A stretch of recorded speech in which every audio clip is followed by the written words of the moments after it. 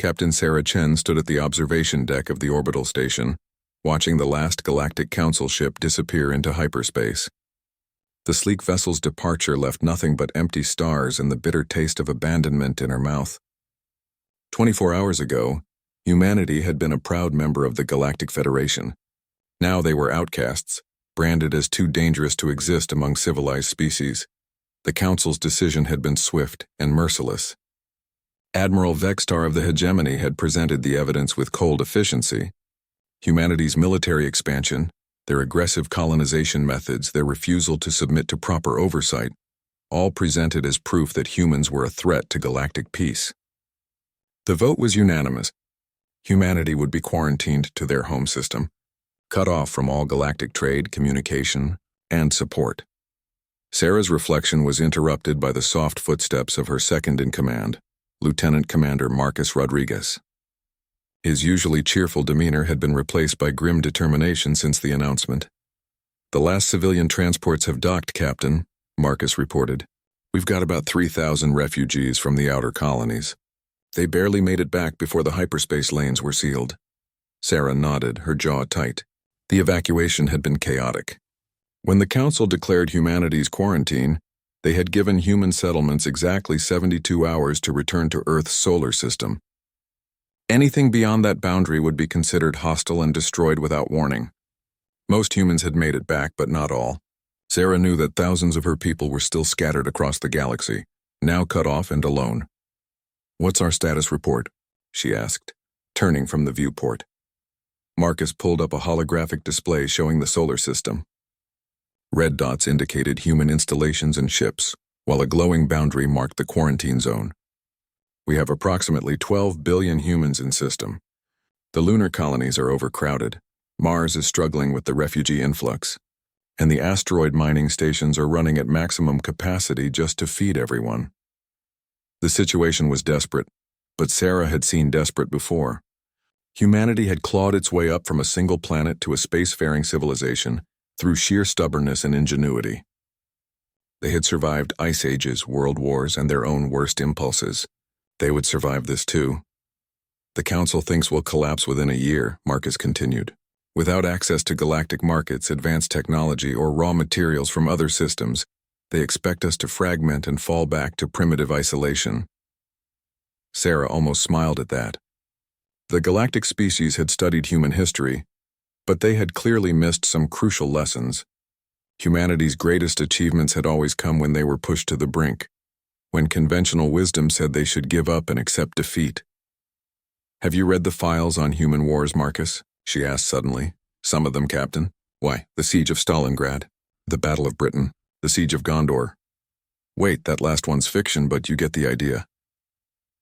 Sarah's eyes gleamed with something that might have been pride or madness. "Humans don't break when they're cornered. They adapt. They innovate. They become something more dangerous than anyone expects." The truth was, the Galactic Council had made a fundamental error in judgment. They saw humanity's rapid expansion and military buildup as reckless aggression, but they had missed the underlying pattern. Humans didn't build weapons because they loved war. They built them because they refused to be victims. Every human conflict had driven innovation, pushing their species to develop new technologies and strategies. Now, cut off from galactic civilization, humanity would be forced to innovate again. And Sarah suspected the results would surprise everyone, including the Council.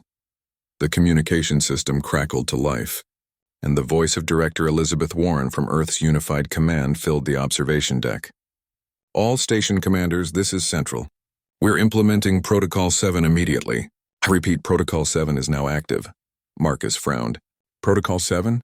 I'm not familiar with that designation." Sarah was. Protocol 7 was a classified contingency plan that had been developed in secret over the past decade. It was based on the uncomfortable realization that humanity's alien allies might one day become enemies. The plan involved complete technological and economic independence, advanced research into forbidden sciences, and preparation for a conflict that would span centuries. "Gather all department heads in Conference Room Alpha in 1 hour," Sarah ordered. "We have work to do." As Marcus left to carry out her orders, Sarah returned to the viewport. The stars looked different now, Not like distant suns to visit, but like a vast ocean that humanity would have to cross alone. The Council had intended quarantine as a death sentence, but they had fundamentally misunderstood human nature. Humans had spent their entire evolutionary history as persistence hunters, tracking prey across impossible distances until exhaustion claimed their targets. They had survived as a species by refusing to give up when any rational creature would have surrendered. Now trapped in their home system and abandoned by the galaxy, they would do what they had always done. They would endure. They would adapt. And eventually they would return. Sarah pulled up her personal files and began reviewing the classified reports that had been trickling in over the past year. The experimental technologies that violated galactic law, weapons research that pushed the boundaries of known physics, biological enhancements that the Council had banned as too dangerous. The galaxy thought it had contained humanity by cutting them off from civilization. What they had actually done was remove all the restraints that had kept human ingenuity in check. For the first time in decades, human scientists and engineers were free to pursue any avenue of research without worrying about galactic oversight or ethical committees. The results, Sarah knew, would be extraordinary. She opened a new communication channel to Earth's research facilities. This is Station Command to all R&D divisions. Classification restrictions are hereby lifted on all projects previously designated as galactic non-compliant. You are authorized to proceed with full development and testing. The response was immediate and enthusiastic. Scientists who had been forced to abandon promising research due to Council regulations were already dusting off their notes and firing up experimental equipment. The galaxy had abandoned them, but humanity was far from finished. They had been given the greatest gift possible, complete freedom to become whatever they needed to be. And what they needed to be, Sarah realized with growing certainty, was something the galaxy had never seen before. Dr. Amanda Foster descended into the depths of Europa Station, her footsteps echoing through corridors that hadn't seen traffic in months. The Ice Moon's research facility had been abandoned when humanity retreated to the inner system, but now it was alive again with desperate purpose.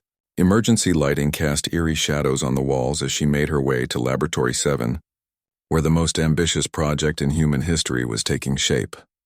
The quarantine had been in effect for 8 months now, and the galaxy's predictions were already proving wrong. Instead of collapse, humanity had experienced an unprecedented surge of innovation. Without the Council's ethical restrictions and technological limitations, human scientists were pushing boundaries that had been forbidden for decades. Amanda paused at the laboratory's blast door and pressed her palm to the scanner. The security system hummed, recognizing her genetic signature before granting access. Inside, she found her team working frantically around a massive crystalline structure that seemed to bend light around itself.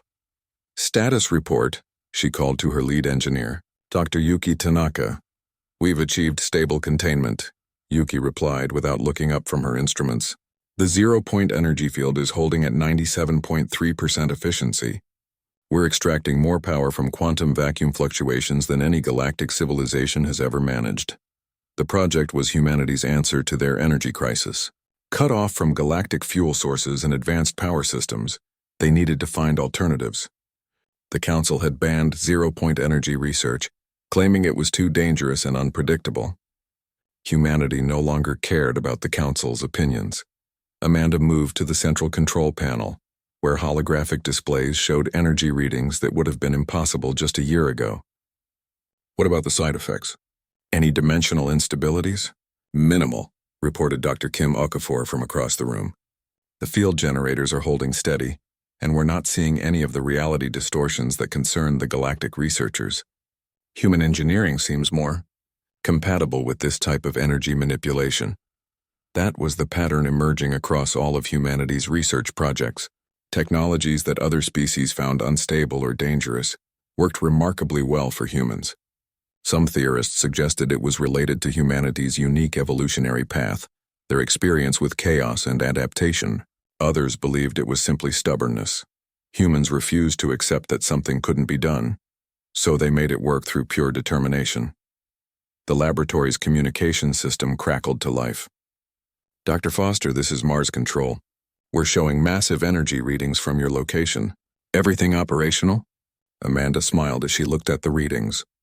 The zero-point generator was producing enough clean energy to power the entire Europa facility and still have surplus to beam back to Earth. Everything's running perfectly, Mars Control. We'll be ready to begin full-scale deployment within the week. That was another change since the quarantine. Human project timelines had accelerated dramatically. Without bureaucratic oversight and endless committee reviews, development cycles that used to take years were being completed in months. Necessity was driving innovation at a pace that amazed even the researchers themselves. A soft chime indicated an incoming priority transmission from Earth. Amanda accepted the connection, and the image of Director Warren appeared on the main screen. The director looked tired but determined, her silver hair pulled back in a practical ponytail that reflected humanity's new focus on function over form. Dr. Foster, congratulations on the breakthrough, Warren began. How soon can we begin installing zero-point generators throughout the system? 6 months for full deployment, Amanda replied. Maybe 4 if we push the manufacturing schedule. We've already begun training technicians on Luna and Mars. Warren nodded approvingly. Excellent. Because we're going to need that power for the next phase of the protocol.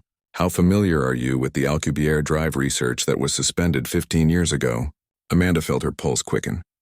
The Alcubierre drive was theoretical faster-than-light travel that worked by warping space-time rather than moving through it. The research had been banned by the Council after early experiments caused dangerous gravitational anomalies. I know the theory, but the power requirements were considered impossible to meet safely. Not anymore, Warren said with a slight smile. Your zero-point generators produce exactly the type of exotic energy needed for space-time manipulation. We're reopening the project under Dr. Sarah Kim on Titan. I want you to coordinate with her team on power supply integration. The implications hit Amanda like a physical blow.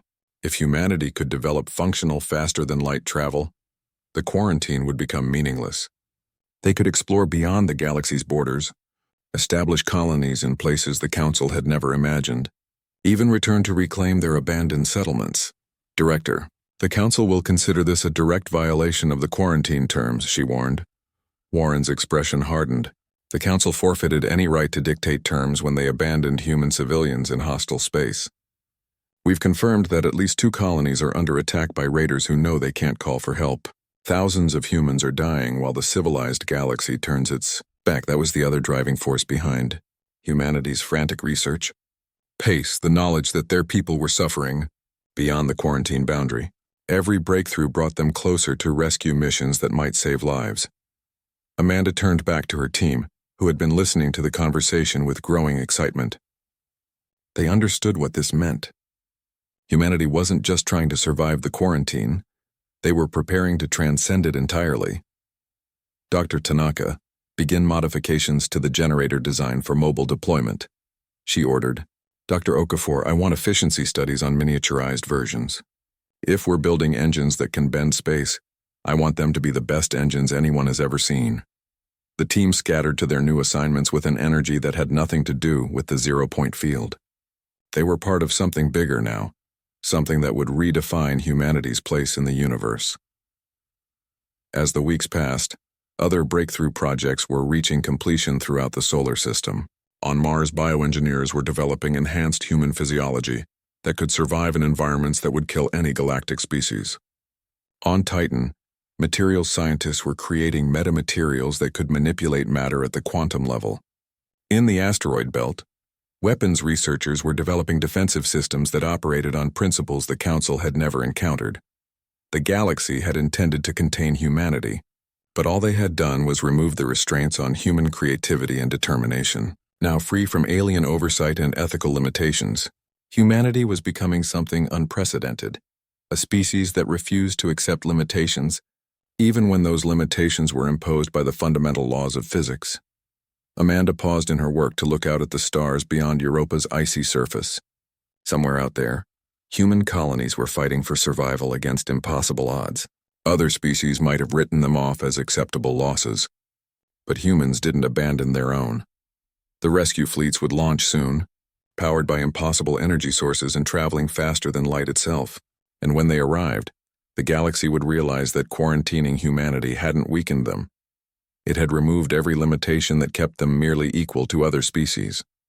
Now they were becoming something more.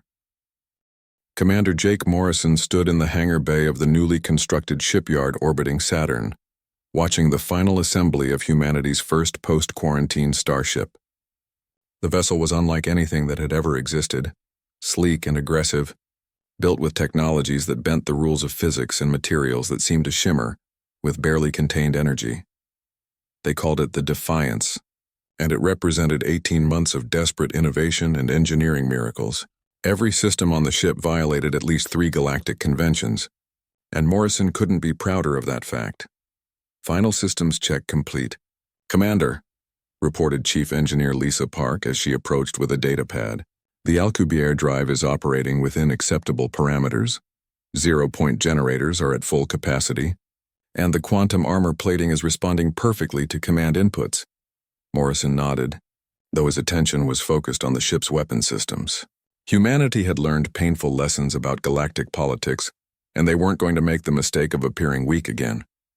The Defiance mounted directed energy weapons that could slice through any known shielding, kinetic accelerators that fired projectiles at significant fractions of light speed, and experimental gravity bombs that could create localized black holes. More importantly, the ship carried something no galactic vessel had ever mounted: a complete artificial intelligence system that integrated with human neural patterns.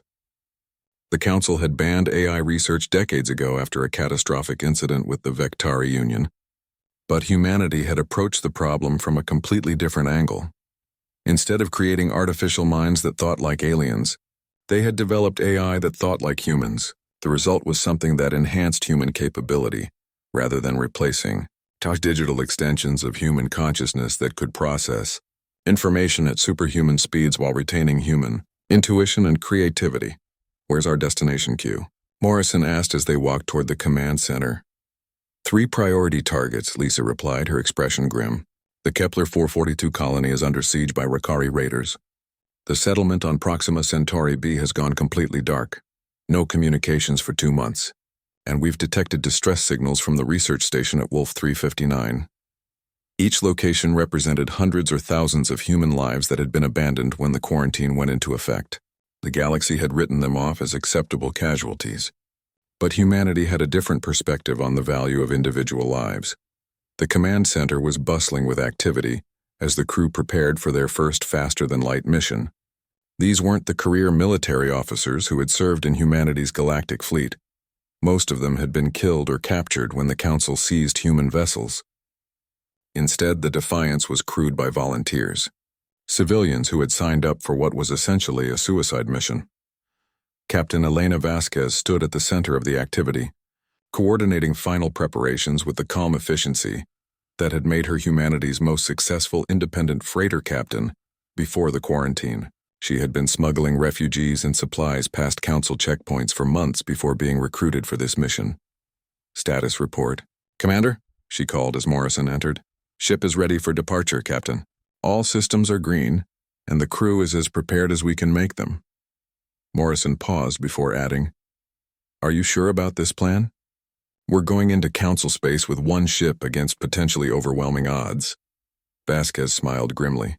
"Commander, I've been running blockades my entire career. The key isn't having overwhelming firepower. It's having capabilities your enemy doesn't expect." She gestured toward the tactical displays showing the Defiance's specifications. Every galactic species thinks they understand the limits of technology. They've spent millennia perfecting their designs within those constraints. We've spent 18 months ignoring those constraints entirely. The ship's AI system suddenly activated, its voice filling the command center with tones that somehow managed to sound both synthetic and warmly human. "Captain, I'm detecting incoming transmissions from Earth Command. Priority Alpha classification. Put it through." "Area," Vasquez ordered. The AI's designation stood for Adaptive Reconnaissance and Intelligence Assistant, but the crew had quickly started thinking of her as a member of the team, rather than just a computer system. Area's development had been one of humanity's greatest breakthroughs, and artificial intelligence that could truly understand human motivations and thinking patterns. Director Warren's image appeared on the main screen, but this time she wasn't alone. Standing beside her were representatives from every major human faction: the Mars colonies, the Lunar Confederacy, the Belt Miners Union, and even delegates from the various religious and political groups that had emerged during the quarantine.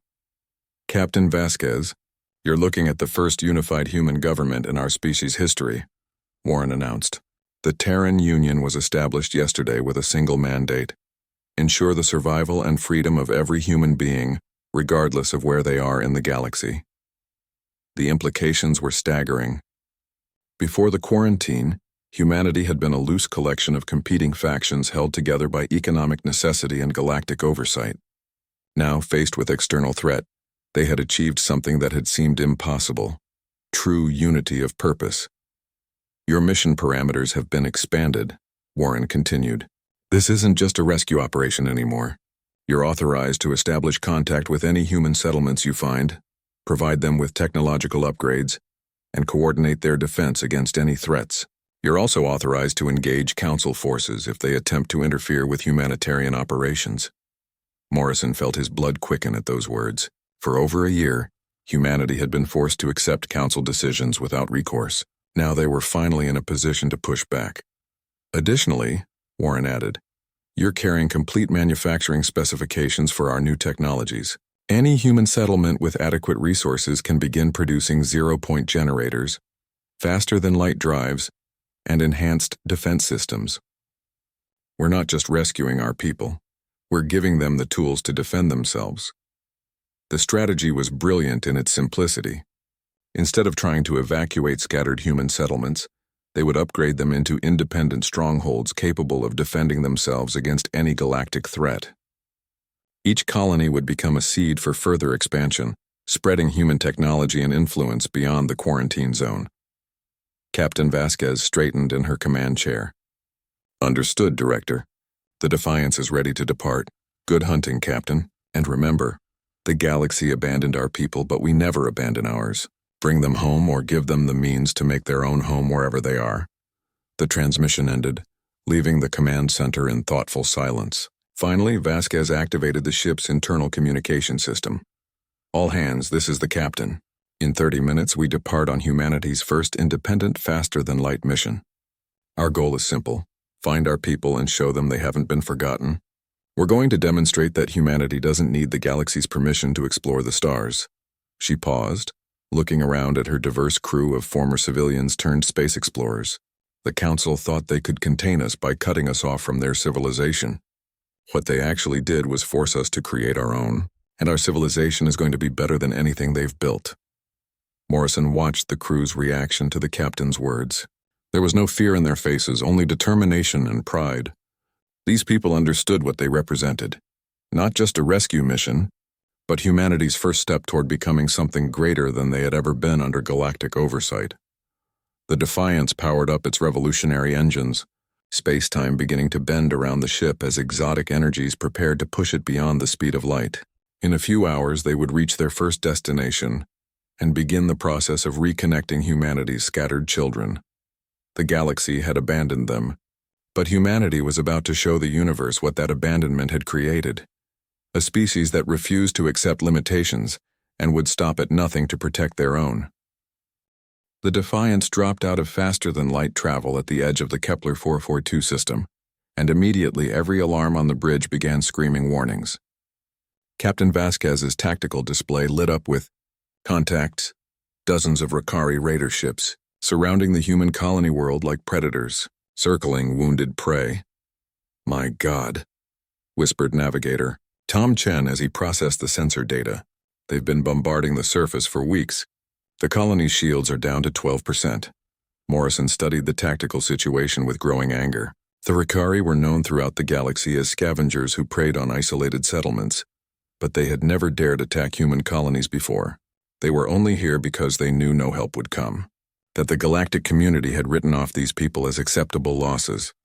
Area analysis of enemy capabilities, Captain Vasquez ordered crisply. The AI's response was immediate. 37 Rakari vessels detected, mix of light cruisers and assault frigates. Estimated combined firepower equivalent to 2 galactic standard battleships. However, their technology appears to be several generations behind current galactic standards. "What about their tactics?" Morrison asked.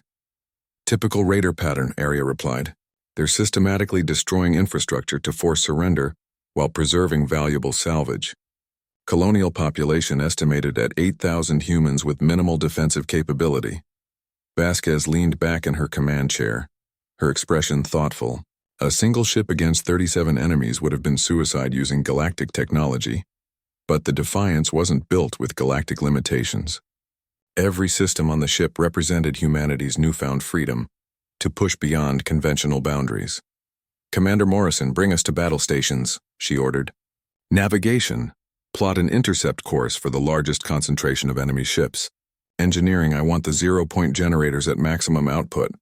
"Captain," Chief Park's voice came through the intercom. "Are you sure about engaging this many enemies? Even with our advantages, the odds are heavily against us." Vasquez activated the ship-wide communication system. "All hands, this is the captain. We're about to engage a superior enemy force to protect human civilians. I want everyone to understand what we're really fighting for here. Those people down there were abandoned by the galaxy, told they don't matter because they're too far from civilization to be worth saving." Her voice hardened with determination. "We're here to prove that every human life matters regardless of how inconvenient it is to protect them. We're also here to show the galaxy what happens when you mistake human isolation for human weakness." The Defiance accelerated toward the enemy formation with engines that bent space-time around them. Their approach was detected almost immediately, and Morrison watched as the Rakari ships began to reposition themselves to meet this unexpected threat. "Unknown vessel. You are in violation of Rakari salvage claims," came the enemy transmission. "Withdraw immediately or be destroyed." Captain Vasquez smiled coldly as she opened a response channel. "This is Captain Elena Vasquez of the Terran Union ship Defiance. You are conducting illegal attacks on human civilian populations. Cease your bombardment and withdraw, or we will consider you hostile combatants." The response was immediate. Energy beams and missile salvos from a dozen raider ships. Morrison watched the incoming fire on his tactical display and felt a moment of professional admiration for how well coordinated the enemy response was. Under normal circumstances, such concentrated firepower would have been devastating. But the Defiance wasn't normal by any definition. The quantum armor plating absorbed the energy weapons completely, converting their destructive force into additional power for the ship's systems. The missile salvos struck barriers of manipulated spacetime that redirected them harmlessly into empty space. To the Rakari sensors, it must have looked like their weapons had simply stopped working. "Return fire," Vasquez ordered calmly. "Area coordinate targeting solutions. I want precision strikes. Disable their engines and weapons, but avoid destroying the ships entirely." "We're not murderers." The Defiance's response was surgical and overwhelming. Directed energy beams that operated on principles the raiders had never encountered sliced through their shields like they didn't exist. Kinetic projectiles accelerated to relativistic speeds punched through armor plating that had been designed to stop conventional weapons. Within minutes, half the enemy fleet was drifting helplessly in space. "This is impossible," came a panicked transmission from the Rakari fleet commander. "What kind of weapons are those? Our sensors can't even classify the energy signatures." Morrison almost felt sorry for them. The raiders had operated successfully for decades by preying on settlements that couldn't fight back. They had never encountered technology that made their own weapons obsolete, or enemies who refused to be intimidated by superior numbers. "Enemy fleet is attempting to withdraw," reported Navigator Chen. "Should we pursue?" "Negative," Vasquez replied. "Let them run. They'll spread word about what they encountered here, and that serves our purposes better than destroying them would." The captain opened a communication channel to the colony below. "Kepler 442 colony. This is Captain Vasquez of the Defiance. The raider threat has been neutralized. We're here to provide assistance and technology upgrades." The response came through in a voice thick with emotion and disbelief. "Defiance, this is Colony Administrator Sarah Kim. We thought we were forgotten. How did you get past the quarantine?" "Nobody gets forgotten," Vasquez replied firmly. "We've developed new faster-than-light technology that makes the quarantine irrelevant. We're here to provide you with manufacturing specifications for zero-point energy generation and defensive systems that will make you independent of both the Council and raiders like the ones that just fled." Over the next several hours, the Defiance's crew worked with the colonists to begin immediate upgrades to their infrastructure. The zero-point generators would solve their chronic energy shortages. while the defensive shield technology would make them nearly impregnable against conventional attacks. More importantly, they provided the colonists with complete technical specifications for manufacturing their own equipment. Within months, Kepler 442 would be producing ships capable of faster-than-light travel, turning an isolated colony into a hub for further human expansion. The psychological effect is just as important as the technology, Morrison observed as they watched construction teams begin work on the first shield generators. These people went from thinking they were abandoned to realizing they're part of something bigger. Captain Vasquez nodded. That's the real weapon we're deploying, hope. Every human settlement we upgrade becomes proof that humanity doesn't abandon its own, and that we've become something the galaxy never expected. Aria's voice interrupted their conversation. Captain, I'm detecting subspace communications from the fleeing Rakari ships. They're transmitting detailed reports about our capabilities to their clan leaders. Good, Vasquez replied with satisfaction. The faster word spreads about what we've become, the less resistance we'll face at other human settlements. Pirates are cowards by nature. They'll look for easier targets once they realize humans can fight back. As the Defiance prepared to depart for their next destination, Morrison reflected on how completely the situation had changed. 18 months ago, the galaxy had quarantined humanity, expecting them to collapse into primitive isolation. Instead, they had created something unprecedented, a species that refused to accept limitations and had the technology to back up that refusal. The rescue missions were just the beginning. Each human settlement they upgraded would become a seed for further expansion, spreading technology and influence beyond anything the Council could control.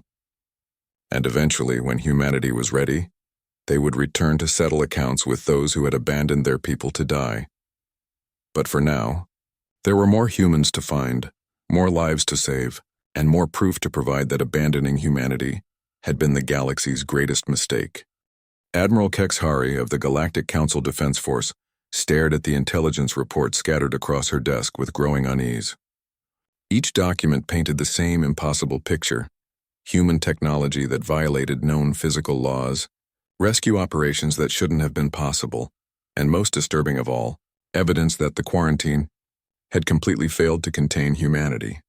Explain to me again how a single human vessel defeated 37 Rakari raiders without sustaining any damage, she said to Intelligence Director Velmoth, her voice carefully controlled despite her inner turmoil.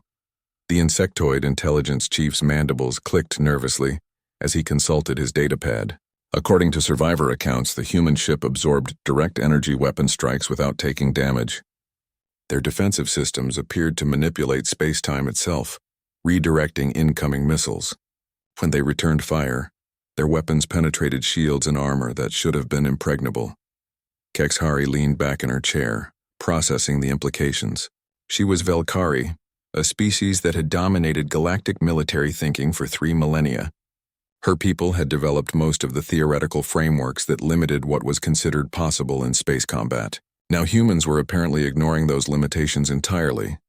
What about their faster-than-light capabilities? She asked. Even more concerning, Velmoth replied. Standard hyperspace travel requires massive infrastructure and predictable entry-exit points. Human ships seem to appear anywhere in a system without warning. Our sensors can't detect them until they drop into normal space, and we have no way to predict where they'll arrive next. The Admiral stood and walked to the massive viewport that dominated one wall of her office. Beyond the reinforced transparent aluminum, the Council's home fleet floated in formation around the massive space station that served as galactic government headquarters. 2,000 ships representing dozens of species, all armed with the most advanced weapons the galaxy had developed over millions of years of civilization. It was suddenly obsolete if the reports about human capabilities were accurate. How many human settlements have they contacted so far? She asked. At least 12 confirmed, probably more, Velmoth replied. In each case, they've provided advanced technology and manufacturing specifications. The humans aren't just rescuing their people, they're turning every settlement into an independent technological center. That was the strategic nightmare keeping Kexhari awake at night. The quarantine had been designed to force humanity to abandon their scattered colonies and consolidate around their home world, where they could be contained and monitored. Instead, They had developed technology that made containment impossible and were strengthening every human presence beyond Council space. "What's the status of the quarantine enforcement patrols?" she asked. Velmoth's mandibles clicked more rapidly, a sign of extreme agitation in his species. "We've lost contact with 3 patrol squadrons in the past month. All were assigned to monitor approaches to quarantined human settlements. The humans are protecting their territory aggressively." The implications were clear. Humanity wasn't just rescuing their people. They were establishing a military perimeter around their expanding sphere of influence. The quarantine had become a joke, but acknowledging that fact would require admitting that the Council's greatest strategic blunder in millennia. A soft chime indicated an incoming priority transmission from the Council chambers. Admiral Kexhari accepted the communication, and the image of Council Chairman Thexavol appeared on her display.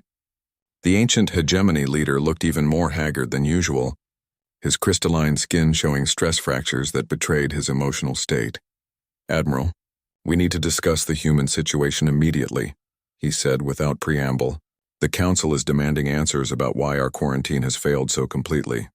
"The quarantine hasn't failed, Chairman," Kexhari replied carefully.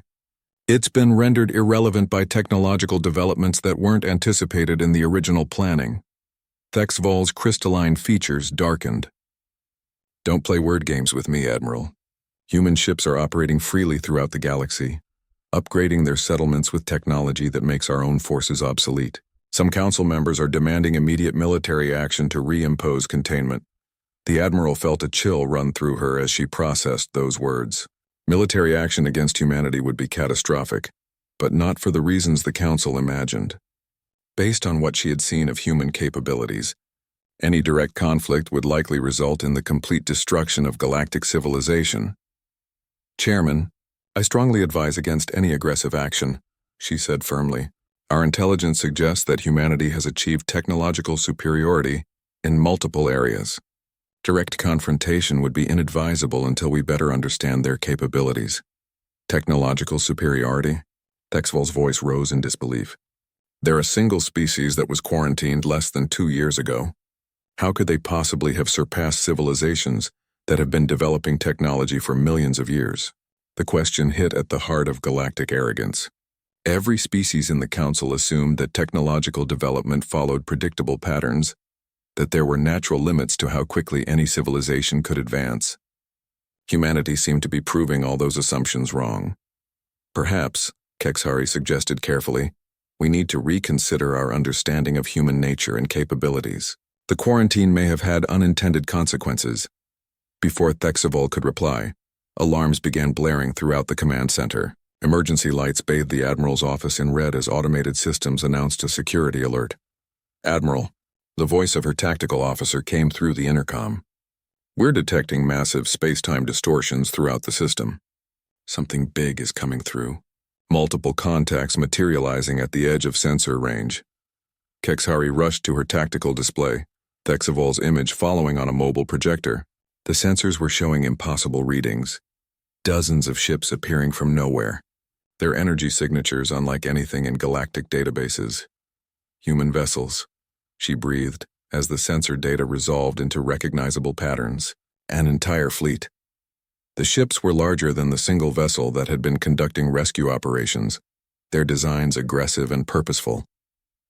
They moved in perfect formation, approaching the Council's heavily defended home system with the confidence of a force that had never known defeat. "This is Captain Elena Vasquez of the Terran Union Fleet," came a transmission that was broadcast on all galactic communication frequencies. "We request an immediate audience with the Galactic Council to discuss the humanitarian crisis created by the quarantine of human settlements." The audacity was breathtaking. Humanity was demanding a meeting with the same council that had voted to isolate them, and they were doing it while surrounded by enough firepower to threaten the galaxy's most heavily defended system. "Admiral." Thexvol's voice was barely controlled panic. "How many ships are we dealing with?" Kexhari checked the tactical readout, her worst fears confirmed by the numbers. 43 vessels of unknown capability, all showing energy signatures that exceed our measurement parameters. They've achieved tactical position around our primary defense stations without triggering a single early warning system. The reality was undeniable now. Humanity had not only survived their quarantine, they had used the isolation to become something more dangerous than the galaxy had ever faced. And now they were here, demanding answers for the abandonment of their people. Chairman Kexhari said quietly, "I recommend we accept their request for a meeting, because the alternative is finding out what happens when humanity decides they're done, asking politely for the galaxy's attention." Through the viewport, she could see human ships maintaining perfect formation just beyond the range of the Council's defensive systems. They weren't attacking, but their message was clear. They were no longer the species that could be quarantined and forgotten. The galaxy was about to learn what humanity had become in their isolation, and Admiral Kexhari suspected that conversation would change everything. The Council chambers had never hosted a more tense gathering. Representatives from 47 galactic species sat in their assigned seats, but all attention was focused on the humans, who had arrived uninvited and impossible to ignore. Captain Elena Vasquez stood at the center of the Great Hall, flanked by 2 other human officers, her bearing confident despite being surrounded by beings who had condemned her species to isolation. Council Chairman Thexval struggled to maintain his composure as he addressed the gathering. The Council acknowledges the presence of human representatives, though we note that their arrival violates the quarantine terms agreed upon 22 months ago. Vasquez stepped forward, her voice carrying clearly through the vast chamber. "Chairman, the quarantine was imposed unilaterally without human consent. We never agreed to abandon our people to die in isolation. We're here to discuss the immediate lifting of all restrictions on human space and reparations for the damage caused by your policies."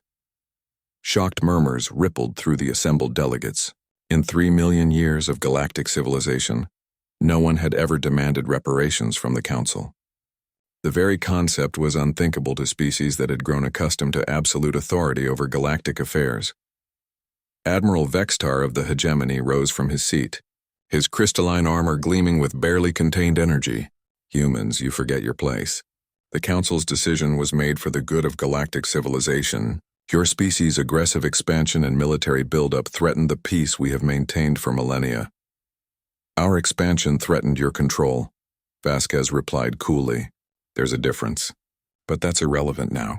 What matters is that you abandoned thousands of human civilians to death, believing they were too far away for us to help." She gestured toward the chamber's main display, which activated to show images from the recent rescue operations. The delegates watched in growing amazement as human ships demonstrated technology that seemed to violate known physical laws. "What you're seeing is the result of 22 months of unrestricted human innovation," Vasquez continued. "When you removed galactic oversight and ethical constraints, you freed us to develop capabilities that your civilizations never imagined possible." Council member Zaxthul of the Exploration Guild leaned forward, her tentacles writhing with curiosity. "Impossible. Technological development follows universal principles. No single species could achieve such advances in such a short time." Vasquez smiled grimly. "That's your first mistake, assuming human development follows the same patterns as other species. We've never been bound by conventional thinking, and isolation gave us complete freedom to ignore limitations that other civilizations consider absolute." The display shifted to show technical specifications that made several delegates gasp in disbelief.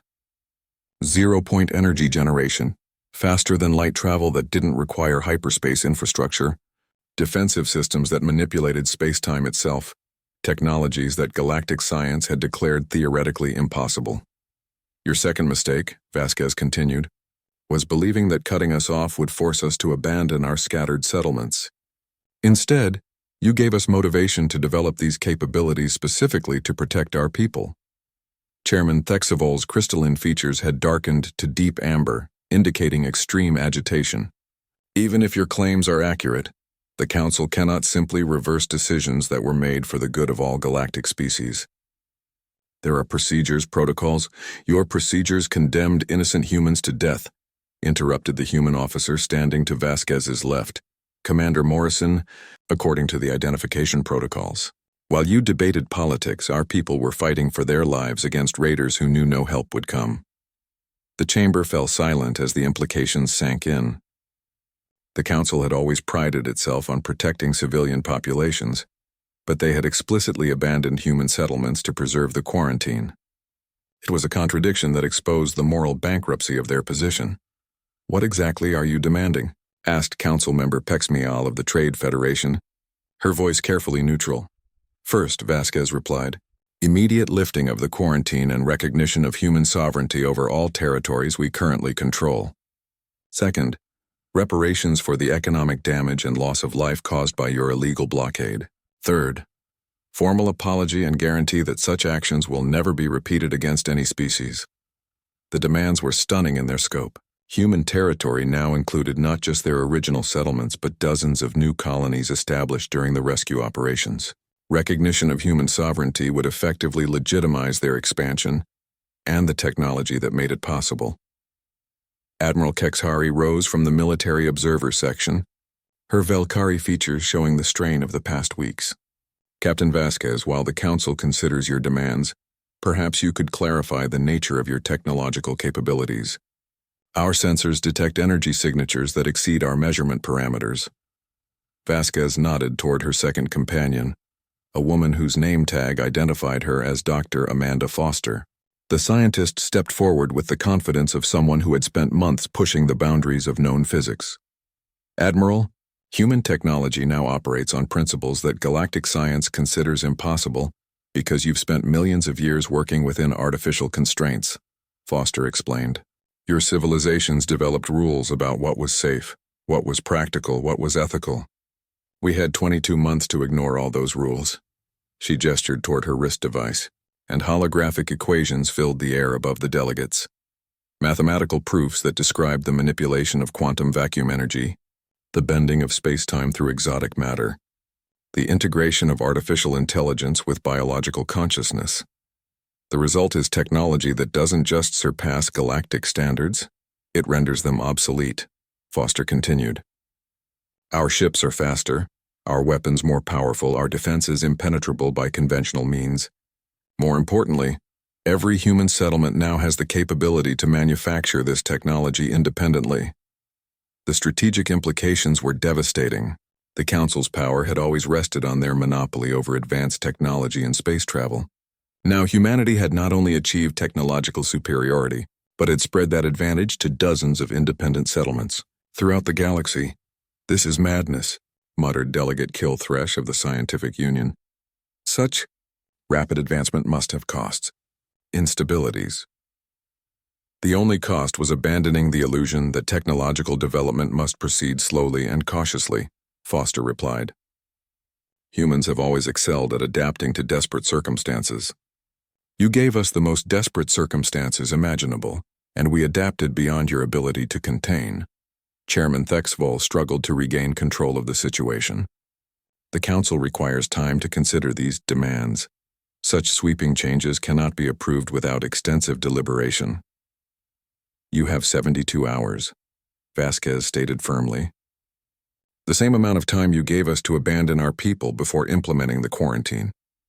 After that, we'll consider the Council's position to be hostile to human interests." The threat was unmistakable.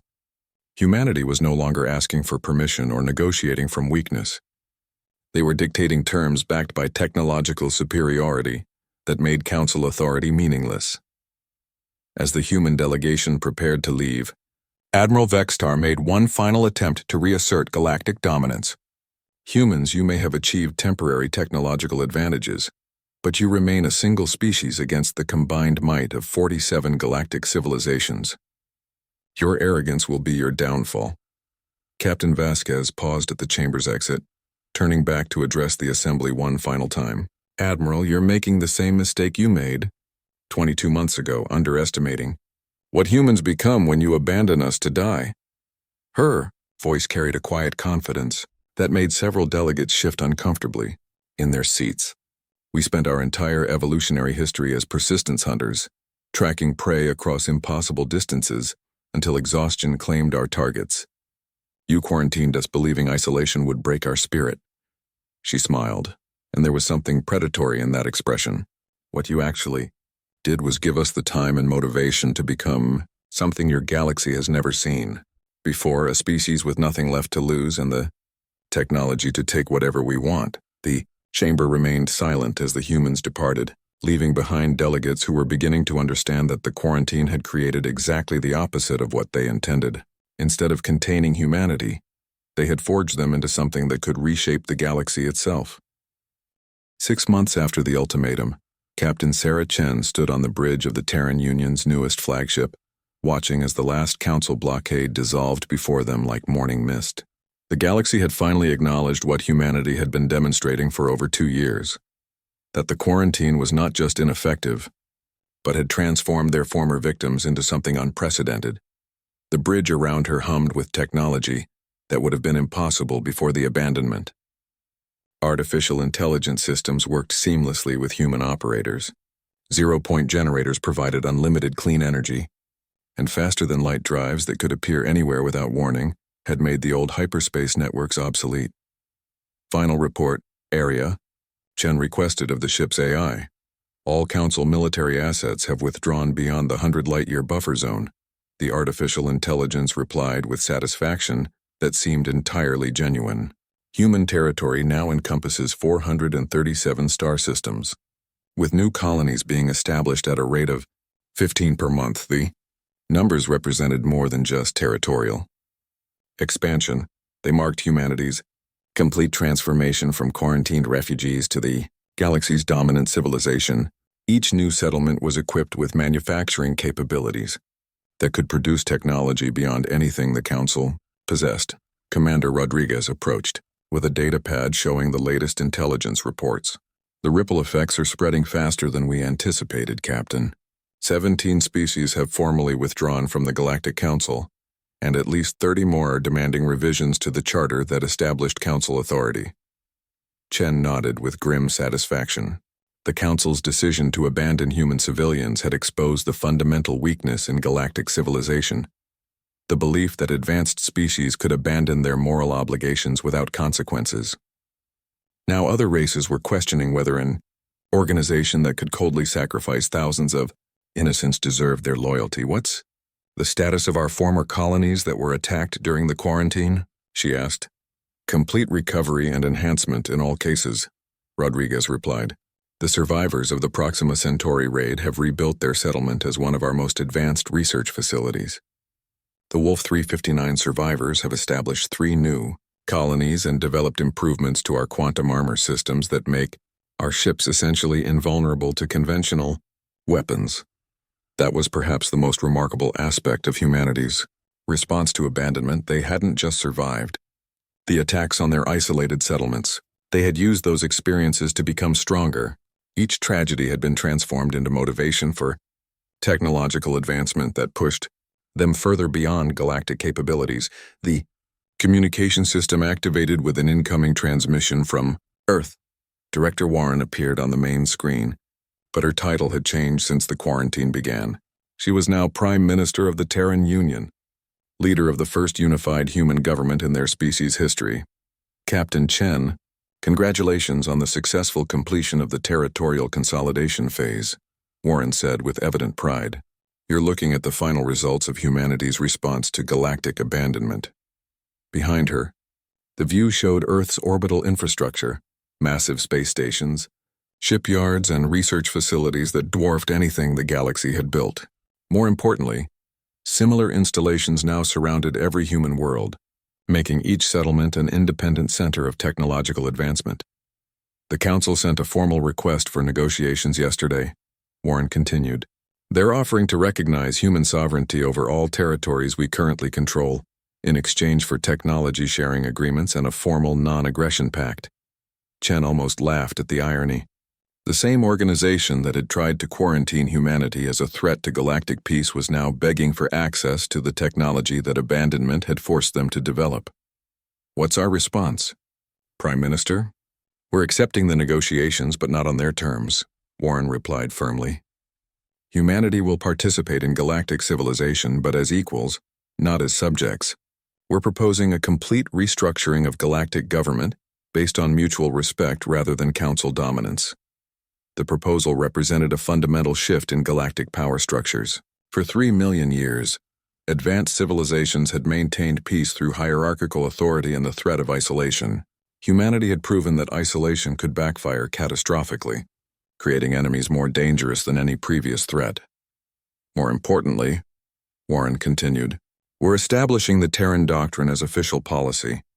Any species that abandons civilian populations to maintain political goals will be considered hostile to human interests. We won't allow what happened to us to happen to anyone else. Chen felt a surge of pride at those words. The Terran Doctrine codified the lessons humanity had learned from their abandonment. That civilized behavior meant protecting the innocent, even when it was inconvenient. That technology without morality was worthless, and that true strength came from refusing to abandon your values under pressure. There's one more thing, Captain, Warren added with a slight smile. We've received formal requests for protection from over 40 species. They're asking for Terran Union guarantees that their civilians won't be abandoned if they come into conflict with more powerful neighbors. The request represented the complete reversal of galactic power structures. Species that had once looked to the Council for protection were now turning to humanity, recognizing that human values and technology provided better security than ancient institutions that could sacrifice innocence for political convenience. The galaxy abandoned us because they thought we were too dangerous to coexist with, Warren concluded. What they actually did was force us to become powerful enough to protect everyone they've been failing to protect for millennia.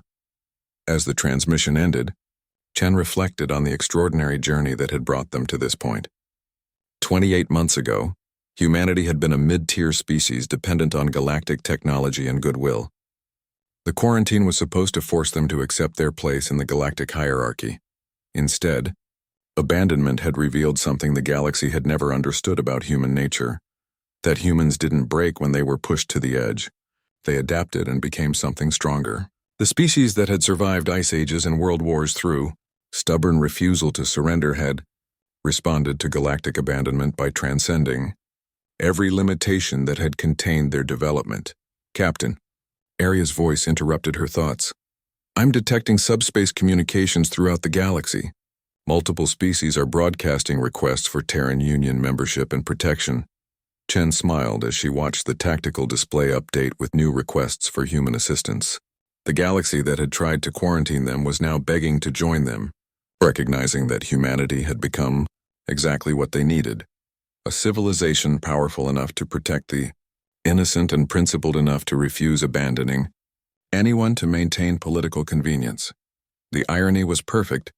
The Galactic Council had quarantined humanity to protect galactic civilization from human influence.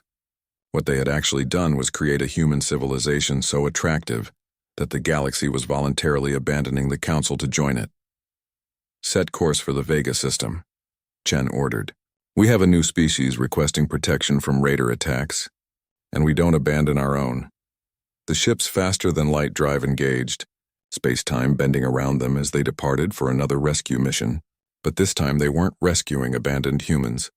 They were rescuing aliens who had learned to trust humanity more than their own galactic government. The galaxy had abandoned them, but humanity had refused to leave. Now they were transforming that same galaxy into something better, one rescue mission at a time. And at the heart of their new civilization was a simple principle that the Council had forgotten. Nobody gets left behind, ever. The quarantine was over. Humanity's real mission was just beginning.